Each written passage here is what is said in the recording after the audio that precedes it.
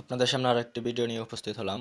আজকের ভিডিওটি হলো কিভাবে জিপি সিমে ব্যালেন্স ট্রান্সফার করা যায়। অর্থাৎ আপনার সিমে ব্যালেন্স আছে, আপনার বন্ধুবান্ধব বা আপনার আত্মীয় স্বজন কারো সিমে ব্যালেন্স নেই, টাকা নেই, তখন আপনি তাকে কিভাবে কিছু টাকা ট্রান্সফার করে দিবেন। ঠিক আছে, যখন দেখা গেছে অনেক সময় রাত্রেবেলায় দেখা গেছে কিছু ব্যালেন্সের প্রয়োজন হয়, দোকানপাটও বন্ধ থাকে, তখন কিভাবে আপনি আপনার বন্ধুবান্ধব বা আত্মীয় স্বজনকে কীভাবে ব্যালেন্সটা ট্রান্সফার করে দিবেন। তো আজকে এই সম্পর্কে ভিডিওটা তৈরি করা হলো। তো ভিডিওটা 1 মিনিট স্কিপ না করে ভিডিওটা সম্পূর্ণ দেখতে পারেন, আপনিও ইনশাল্লাহ ব্যালেন্স ট্রান্সফার করতে পারবেন।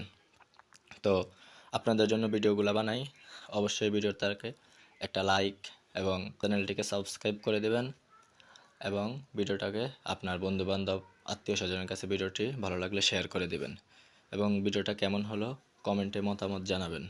চলুন ভিডিওটি শুরু করা যাক। তো আমরা গ্রামীণ এনে ব্যালেন্স ট্রান্সফারের জন্য আমরা সর্বপ্রথম চলে যেতে হবে গ্রামীণ অ্যাপসে। ঠিক আছে, তো আমরা গ্রামীণ অ্যাপসে প্রবেশ করলাম। এই যে গ্রামীণ অ্যাপস। তো যখন আমরা গ্রামীণ অ্যাপসে প্রবেশ করলাম, লোডিং হচ্ছে, একটু সময় লাগবে। যে দেখেন আমার গ্রামীণ অ্যাপসটা ওপেন হয়ে গেছে। তো আমার গ্রামীণ অ্যাপসে দেখতেছেন 15 টাকা 2 পয়সা আছে। তো আমি একটু নিচের দিকে স্ক্রল করব। স্ক্রল করার পরে যেখানে দেখেন ইন্টারনেট কিনুন, এর নিচে একটু লেখা আছে দেখেন আরও দেখুন অপশনে ক্লিক করবেন। ঠিক আছে, আরও দেখুন অপশনে ক্লিক করার পর আপনাকে এরকম একটা ইন্টারফেস শো করবে আপনার মোবাইলে। তখন আপনি ওই যে উপরের দিকে দেখেন একটা অপশন আছে ব্যালেন্স ট্রান্সফার। এই যে ব্যালেন্স ট্রান্সফার অপশনে ক্লিক করবেন। আমি ব্যালেন্স ট্রান্সফার অপশনে ক্লিক করলাম। এই যে এখানে দেখেন কয়েকটা অপশন চলে আসছে। একটা হলো গ্রহীতার নাম্বার, তারপরে আছে ট্রান্সফারের পরিমাণ, তারপর হলো পিন। ঠিক আছে, তো এখানে পিনটা হলো আমি যেহেতু আগে পিনটা বসায় রাখছি, এ কারণে আমি এখন পিন দিলে ব্যালেন্স ট্রান্সফার হয়ে যাবে। কিন্তু আপনাদের যখন প্রথম হবে তখন এখানে রেজিস্ট্রেশন পিনের একটা অপশন আসবে, তখন আপনারা আপনাদের নাম্বার দিয়ে আপনাদের যখন ওখানে ক্লিক করবেন তখন আপনার নাম্বারে একটা কোড যাবে। কোড দেওয়ার পরে আপনি আপনার মন মতো একটা পিন এখানে বসায় নিতে পারবেন, সাইট ডিজিটাল। ঠিক আছে, তো আমি আমার এখান থেকে কিছু ব্যালেন্স ট্রান্সফার করব। ঠিক আছে, আমার একজনের মোবাইলে।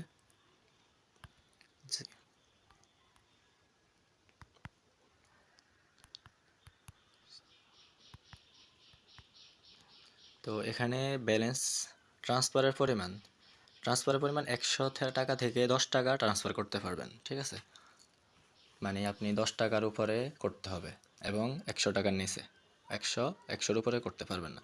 এবং 1 মাসের মধ্যে আপনি 10 বার ব্যালেন্সটা ট্রান্সফার করতে পারবেন, 10 বারের বেশি ট্রান্সফার করা সম্ভব হবে না। তো আমি 10 টাকা ট্রান্সফার করছি।